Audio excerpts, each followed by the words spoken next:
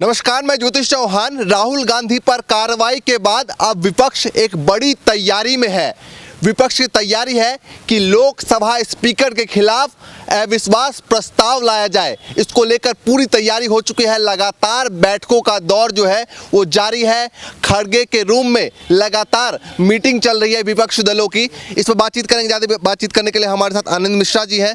क्या कहना चाहेंगे, क्या ज़रूरत पड़ रही है इस प्रस्ताव की?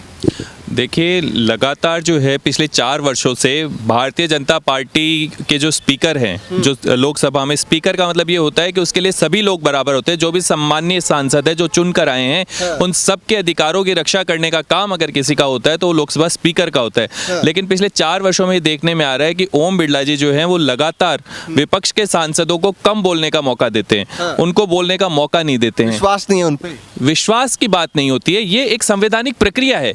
आप संविधान की प्रक्रिया के हिसाब से संसद नहीं चला रहे हैं। आप जो पक्ष के सांसद है उनको ज्यादा समय दे रहे हैं बोलने के लिए, विपक्ष के सांसदों की आवाज को दबाने का काम कर रहे हैं। वो राहुल गांधी को भी लेकर कह रहे थे कि आप जो है वो बेकार के चीजें, अफवाह जो है बाहर जाके फैलाते हैं, सदन की बात बाहर कहते हैं कि मुझे बोलने नहीं दिया जाता। देखिए, जो भी सांसद है, चाहे वो किसी भी दल का क्यों ना हो, उसका अधिकार है संसद में बोलना। उसको एक पर्टिकुलर टाइम दिया जाता है कि इतने मिनट आप बोल सकते हैं।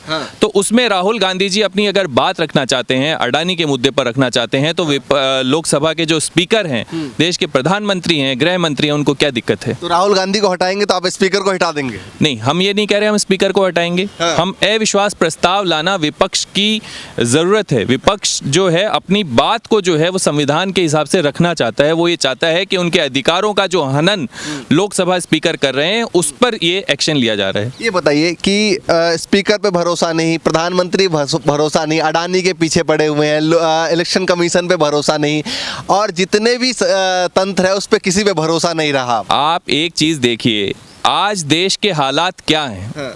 आप खुद पूरे दिन जनता के बीच रहते हैं। जनता की मांग क्या है? आज देश में महंगाई, बेरोजगारी पर चर्चा नहीं हो रही है। अडानी जी निवेशकों के 20,000 करोड़ रुपए से ज़्यादा डुबा चुके हैं। 20,000 करोड़ से ज़्यादा के घोटाले हो चुके हैं। देश के प्रधानमंत्री जी का कोई बयान नहीं आ रहा है। देश के गृह मंत्री जी का कोई बयान नहीं आ रहा है। भारतीय जनता पार्टी के जो अध्यक्ष हैं JP नड्डा जी, उनकी तरफ से कोई बयान नहीं आ रहा है। तो पूरी की पूरी जो भारतीय जनता पार्टी की टीम जो है वो सत्ता के पीछे छुपी हुई है, सत्ता के पर्दे के पीछे छुपी हुई है। ऐसा नहीं लग रहा राहुल गांधी पर कहर सा टूट रहा हो हर जगह से, चाहे वो बंगला को लेकर हो, चाहे अब तो ये नौबत आ गई गाड़ी के चालान तो कटवाया जा रहा है उनके। देखिए, ये भारतीय जनता पार्टी की ओछी मानसिकता हमेशा से थी और रहेगी। राहुल गांधी जी की सांसद रहें या ना रहें, आप मुझे एक बात बताइए, आजाद भारत के इतिहास में किसी ने इतनी बड़ी पदयात्रा की? राहुल जी ने 3,500 किलोमीटर जिस व्यक्ति ने पदयात्राएं की हो, जिसने 8 स्टेट अपने पैरों से नाप दिए हो, उसकी सांसद रहे या ना रहे ये महत्वपूर्ण नहीं है। कांग्रेस पार्टी ने कभी भी सत्ता के लिए काम नहीं किया है। कांग्रेस पार्टी का उद्देश्य है कि जो देश के मुद्दे हैं, आम जनता के जो मुद्दे हैं, उनको ताकत देना, उनको आवाज देने का काम सड़क से लेकर संसद तक अगर किसी ने किया है तो हमारे नेता राहुल गांधी ने किया है। इतने प्रदर्शन क्यों किए जा रहे हैं कि भाई अब संसदीय पद छिन गई? आज आप देखिए तानाशाही कितनी हावी हो चुकी है कि कांग्रेस के कार्यकर्ता जब सड़कों पर उतरते हैं आम जनता की आवाज को ताकत देने के लिए, तो देश के गृह मंत्री बौखला जाते हैं। और दिल्ली पुलिस का किस तरह से दुरुपयोग किया जा रहा है। आप एक चीज यहां सोचने की है कि इस देश को क्या चाहिए। इस देश को क्या ऐसी सरकार चाहिए जो महंगाई पर बात ना करे, जो बेरोजगारी बढ़ा रही है? मंदिर मस्जिद पर बात कर लेंगे, इन तमाम मुद्दों पर चर्चा नहीं होनी। एक और चर्चा होनी चाहिए इस देश में कि महंगाई कम कैसे हो। एक और चीज निकलकर सामने आई, उन्होंने कहा कि ओबीसी समाज का अपमान क्या है। JP नड्डा ने ट्वीट किया और इसको ओबीसी समाज से जोड़ के देखा। देखिए, यही तो भारतीय जनता पार्टी की मानसिकता को झलकाता है।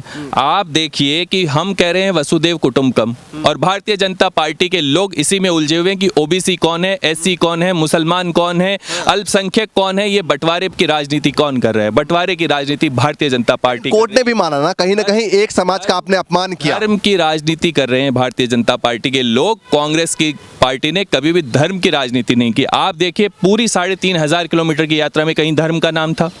सभी धर्मों के लोग थे, सभी जातियों के लोग थे, सब लोग यूनाइट होकर काम कर रहे हैं, पूरा देश सब लोगों का है। तो ये भारतीय जनता पार्टी के लोग ये जातिवाद की बात क्यों करते हैं? ये अगर मान लीजिए ये जातिवाद की बातें सिर्फ चुनाव जीतने के लिए करते हैं। जब चुनाव आते हैं, अभी कर्नाटक का चुनाव है, तो ये हिजाब का मुद्दा ले आएंगे, मुद्दों पर बात नहीं करेंगे कि हम कर्नाटक में हमने क्या किया। 40% से ज्यादा कमीशन खोरी का काम वहां पर चल रहा है, उस पर प्रधानमंत्री जी का एक बयान नहीं है। ये बताइए कि अगर मान लीजिए राहुल गांधी जेल चले जाते हैं फिर क्या होगा? मैं आपको फिर वही कह रहा हूं, राहुल गांधी जी के सांसद होने या नहीं होने से कोई बड़ा फर्क नहीं है। जेल जाने से तो फर्क पड़ेगा। राहुल गांधी जी का और कांग्रेस पार्टी का उद्देश्य है देश की समस्याओं को सड़क और संसद से सरकार तक पहुंचाना। वो काम अनवरत रूप से जारी है और जारी रहेगा, चाहे इसके लिए राहुल गांधी नहीं, कांग्रेस पार्टी के लाखों कार्यकर्ताओं को जेल। सवाल ये नहीं है, मेरा सवाल ये है कि जेल जाने के बाद राहुल गांधी का क्या होगा? जेल जाना पड़ेगा तो जाएंगे। इस तानाशाही सरकार को झुकाने के लिए, इस देश के प्रधानमंत्री को झुकाने के लिए अगर कांग्रेस के कार्यकर्ताओं को जेल भी जाना पड़ा तो जेलें कम पड़ जाएगी, लेकिन कार्यकर्ताओं के झुकाने के लिए कहाँ जा रहे हैं? वो तो सजा के लिए जा रहे हैं ना, जो सजा सुनाई गई है। वो सजा भी एक तरह की लोकतांत्रिक कार्य कर रही है। भारतीय जनता पार्टी जब कोई व्यक्ति इनके खिलाफ बोल रहा है, जब देश की सच्चाई को सामने लाने की कोशिश कर रहा है, तो भारतीय जनता पार्टी के लोग उस आवाज को दबाने का काम कर रहे हैं। क्योंकि इस देश के प्रत्येक वर्ग के लोगों की आवाज को अगर किसी ने ताकत देने का काम किया है पिछले 8-9 वर्षों में, तो राहुल गांधी जी ने किया है। अब उस ताकत को ये दबाना चाहते हैं। इनकी जो सोच है वो तानाशाही सोच हो चुकी है। ये बताइए कि तमाम पार्टियां अभी साथ आ रही है, मीटिंग भी हो रहा है, खड़गे जी के रूम में लगातार जो है उनके यहाँ मीटिंग चल रही है, कई दिन मीटिंग चली, लेकिन जब बात आती है 2024 को लेकर तो सारे दल पीछे हट जाते हैं, पीछे कोई नहीं रहता। देखिए, अभी कर्नाटक का चुनाव बहुत महत्वपूर्ण है और 2024 का जो चुनाव है वो इस देश के इतिहास में सबसे महत्वपूर्ण चुनाव होगा।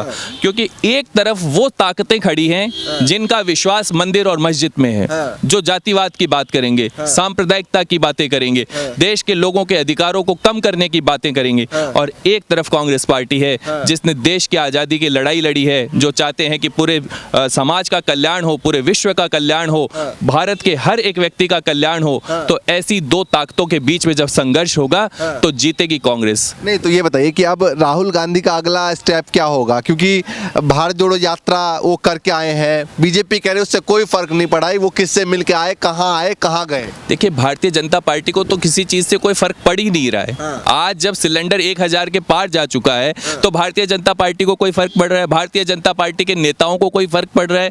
स्मृति ईरानी जी जो दिल्ली की सड़कों पर कूद जाया करती थी, आ जाया करती थी कि महंगाई ने मार डाला है, आज स्मृति ईरानी जी के दर्शन दुर्लभ हो रहे हैं। कभी कभी इंस्टाग्राम पे जरूर उनके पोस्ट दिख जाते हैं।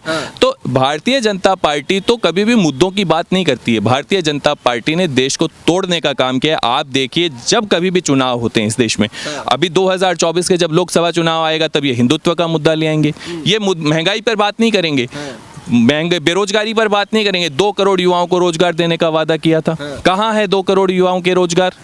इस मुद्दों को लेकर कांग्रेस पार्टी ने पूरे देश में एक नवनिर्माण करने की कोशिश। सवाल ये उठता है कि बीजेपी जब इन मुद्दों को उठाती है तो कांग्रेस अपने पिच पे ना रह के उनके पिच पे जाके खेलती है। देखिए, कांग्रेस का पिच एक ही रहा है, देश का विकास कैसे हो। अब भारतीय जनता पार्टी का ये मुद्दा रहा है कि देश का विनाश कैसे हो।